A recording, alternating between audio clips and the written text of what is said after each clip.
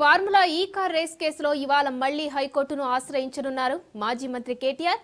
కాసేపట్లో మరో పిటిషన్ దాఖలు చేయనున్నారు. లాయర్ల సమక్షంలోనే విచారించేలా ఏసీబీని ఆదేశించాలని హైకోర్టును కోరనున్నారు.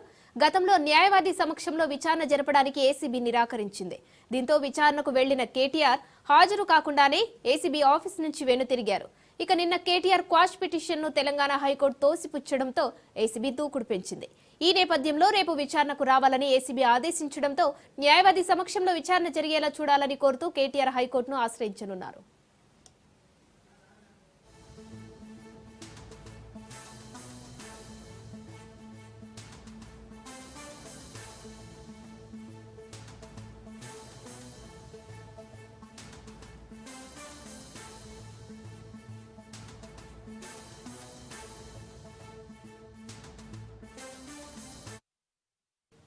మరోవైపు ఫార్ములా ఈ కార్ రేస్ కేసులో హైకోర్టు ఇచ్చిన తీర్పుపై కేటీఆర్ సుప్రీంకోర్టును ఆశ్రయించారు. హైకోర్టు తీర్పును సవాలు చేస్తూ ఏసీబీ కేసును కొట్టివేయాలని పిటిషన్ దాఖలు చేశారు. హైకోర్టు తీర్పు కాపీ రావడంతో దానిపై న్యాయ నిపుణులతో చర్చించిన కేటీఆర్ సుప్రీంకోర్టును ఆశ్రయించారు. ఇదిలా ఉంటే ఈ కేసులో కేటీఆర్ సుప్రీంకోర్టును ఆశ్రయిస్తే గనుక తమ వాదనను కూడా వినాలని తెలంగాణ ప్రభుత్వం ముందస్తుగా సుప్రీంకోర్టులో కేవియట్ పిటిషన్ వేసింది. ఫార్ములా ఈ కేసు వ్యవహారంలో గంట గంటకు పరిణామాలు మారుతున్న నేపథ్యంలో ఏం జరగబోతుందన్నదే రాష్ట్ర రాజకీయాలను మరింత హాట్ గా మారుస్తున్నాయి.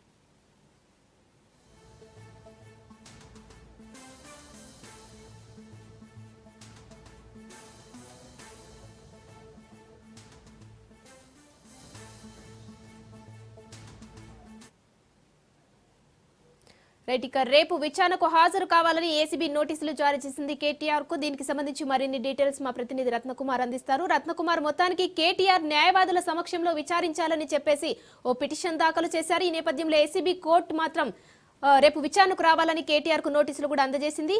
సో ఈ విచారణకు సంబంధించి డీటెయిల్స్ ఏంటి? ఫార్ములా ఈ కార్ రేస్ కేసులో ఏసీబీ దర్యాప్తు వేగవంతం చేశారు. ఇప్పటికే నిందితులుగా ఉన్న వారందరికీ కూడా నోటీసులు ఇచ్చి విచారణకు హాజరు కావాలని తెలియజేసినటువంటి నేపథ్యంలోనే ఇవాళ అరవింద్ కుమార్ ఐఏఎస్ అధికారి, సీనియర్ ఐఏఎస్ అధికారి, ఇందులో A2గా ఉన్నటువంటి వ్యక్తిని వాళ్ళ విచారణకు హాజరు కావాలని తెలియజేసినటువంటి నేపథ్యంలోనే కొద్దిసేపటి క్రితమే సీనియర్ ఐఏఎస్ అధికారి అరవింద్ కుమార్ బంజారాహిల్స్లోని ఏసీబీ ప్రధాన కార్యాలయంలో విచారణకు హాజరయ్యారు.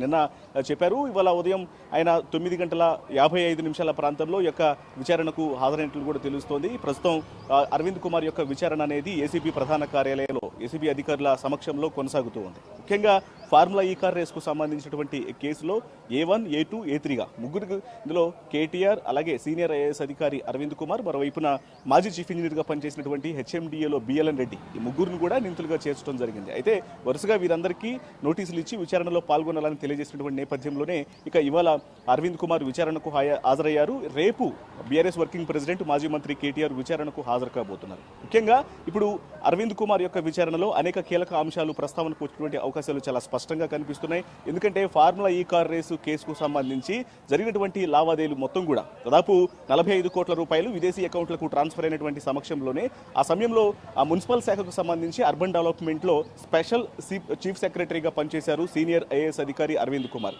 ఆయన నేతృత్వంలోనే విదేశీ కంపెనీలకు ఈ అమౌంట్కు సంబంధించినటువంటి ట్రాన్సాక్షన్స్ అంతా జరిగిందన్నటువంటి ఆరోపణల నేపథ్యంలోనే గతంలో కూడా ఈ రీసెంట్గా కేటీఆర్కు సంబంధించినటువంటి కోర్టు వాదనల్లో కూడా అధికారులు, ఆయన తరపున న్యాయవాదులు కూడా ఇదే వాదనను వినిపించారు. ఇదంతా కూడా జరిగినటువంటి ప్రాసెస్ అంతా కూడా ఫార్ములా ఈ కార్ రేస్ కేసులో జరిగినటువంటి ప్రతి ట్రాన్సాక్షన్ అనేది, విదేశీ కంపెనీలకు చెల్లించినటువంటి ప్రతి అమౌంట్ అనేది కూడా పూర్తిగా అప్పుడు అధికారుల యొక్క సమక్షంలోనే జరిగింది అన్నటువంటి విషయాలన్నింటినీ కూడా మెన్షన్ చేశారు. కాబట్టి మరి ఆ HMDA నుంచి దాదాపు ఈ టోటల్ అమౌంట్ మొత్తాన్ని కూడా 45 కోట్ల రూపాయలను విదేశీ అకౌంట్లకు నేరుగా పౌండ్స్ రూపంలో ఎందుకు చెల్లించాల్సి వచ్చింది అనేటువంటి అన్ని అంశాలకు సంబంధించి కూడా ఇప్పుడు అరవింద్ కుమార్ను యొక్క విచారణలో అడిగేటువంటి అవకాశాలు అయితే మాత్రం చాలా స్పష్టంగా కనిపిస్తున్నాయి. ఎందుకంటే నేరుగా పౌండ్స్ రూపంలో చెల్లించడంతో దాదాపు 8 కోట్ల రూపాయల అదనపు భారం అనేది పడింది.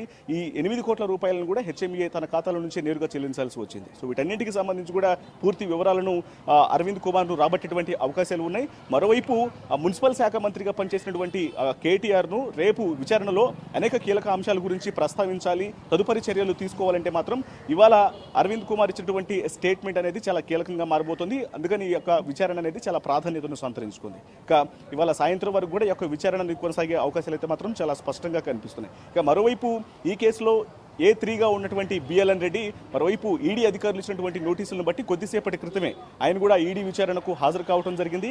ఈ కేసులో A3గా ఉన్నారు బిఎల్ఎన్ రెడ్డి. ఆయన్ను కూడా ఈ యొక్క ఫార్ములా ఈ కార్ రేస్కు సంబంధించినటువంటి టోటల్ ట్రాన్సాక్షన్కు సంబంధించినటువంటి అన్ని డీటెయిల్స్ని కూడా అడిగి తెలుసుకునేటువంటి అవకాశాలు ఉన్నాయి. ప్రస్తుతానికి దర్యాప్తు సంస్థలకు A2, A3లుగా ఉన్నటువంటి సీనియర్ ఐఏఎస్ అధికారి అరవింద్ కుమార్, మరోవైపున A3గా ఉన్నటువంటి బిఎల్ఎన్ రెడ్డి వీళ్ళ యొక్క స్టేట్మెంట్లు అనేవి చాలా కీలకం కాబోతున్నాయి.